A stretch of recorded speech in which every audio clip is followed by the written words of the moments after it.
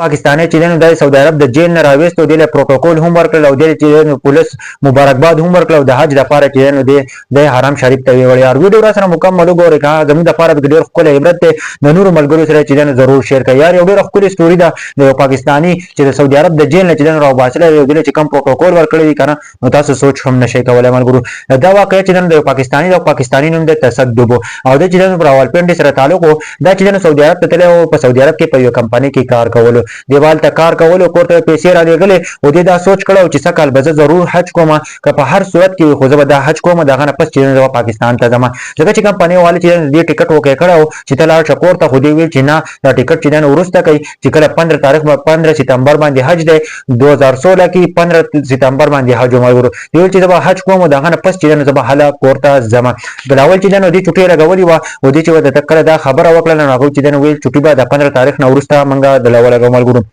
دې دا کوشش کړو د کور خلکو ته ویل کنه چې تاسو سره هم اجازت نامه نشته او ته چې مزه او ته چې کور ته راشه چې و به دې نسی او جیل ته به دې ورواچي ځکه چې دې سره پرمټ نه و او د نورو ټولو کسانو سره چې پرمټ و نورو کمپنۍ کسانو له چې پرمټ ورکړی په پلا ویله نو دې سره پرمټ نه و ملګرو آخر کار چې دې ویل چې زه حج لځم نو دې سره یو بل ملګری او وارث نوم دی دا چې د جدې نه چې دیو بیا حرم شریف ته تللو دا چې کله جدې نه وارث او دا چې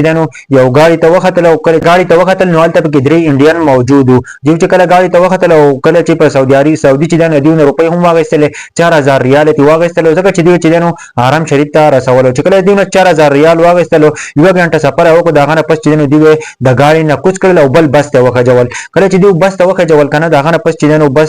بس چې سفر وکړو نو ډېر په عجیبه لارو باندې بوتللو کله چې دیو د بس نه کوز کړل او بل ګاډي ته وخجول کله چې یو بل ګاډي ته وخجول نو هلته پکې چې مصران هم وو چې مصران پکې وو او هغه چې هم احرام چې په سر باندې وي او دوی سره هم وختل 3 انډین او دا 2 پاکستاني چې هم هغه سره وختل کله چې دوی ګاډي ته وختل کنه نو حرم شریف نه مخکې چې د ګاډي ودرېدو او سعودي چې پولیس راغله او دوی چې یو جیل ته ویوړل کله چې جیل ته ویوړل کنه دا وارث چې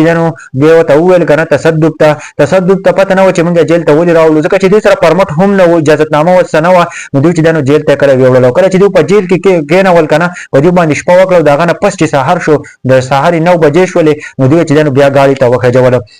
کله چې دوی بیا ګاډي ته وخجل جدې ته راوړلو نو جدې پولیس ولګېدل او دوی چې په نیمه لار کې کوز کړل او دوی چې مکمل طور باندې لاړل دوی بیا پرېښودلو د دوی دا سوچ وکړی چې موږ یو بل جیل ته وړي د دې جیل نه چې موږ بل جیل ته منتقل کړي تسدب درې دا خیال و د هغه نه پس چې کله یو بل ګاډی راشي کنه نو بل ګاډي ته وخیږي بل ګاډی چې کله یو پوینټ ته ورسي په هغه پوینټ کې چې دوی بیا کوز کړي چې کله دوی کوز کړي کنه یو بل ګاډی ته بیا وخیږي کنه چې کله بل ګاډی ته وخیږي کنه نو هلته ورته چې مبارکباد هم ورکړي او دوی چې پرمټ هم ورکړي دوی چې اجازت نامه هم ورکړي احرام ولا هم ورکړي کجوري ولا هم ورکړي او دوی ته مبارکباد وایي چې تاسو چې حج د پاره لاړ شئ ملګرو دوی چې پروتوکول ولا ورکړي او دوی چې د حج د پاره چې